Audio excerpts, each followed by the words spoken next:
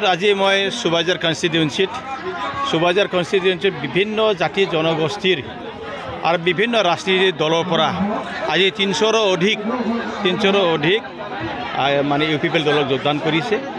এইটো এটাই কাৰণ যোগদান কৰাৰ এটাই কাৰণ তেওঁলোকে মানে আমাৰ বিটিআৰৰ চিফ সন্মানীয় প্ৰমোদ বড়োৰ গাঁৱৰ যিটো কাম যিটো ভিজন আৰু মিছন এইটো যিটো কাম কৰি আছে সেইটো চাই পেলাই আজিৰ দিনটোত তেওঁলোকে মানে ইউপিপিএল দলত যোগদান কৰিছে।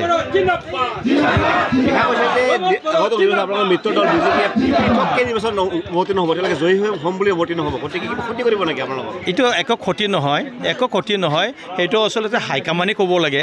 যিহেতু আমাৰ ভাৰতত NDA হিচাপে চৰকাৰ চলি আছে, তাৰ পাছত BTCটো NDA হিচাপে চলি আছে, প্লাছ অসমতো NDA হিচাপে চলি আছে। অনাগত টাইমতেও কিবা এটা নিশ্চয় হ'ব, সেইটো মই আশা কৰিব পাৰোঁ।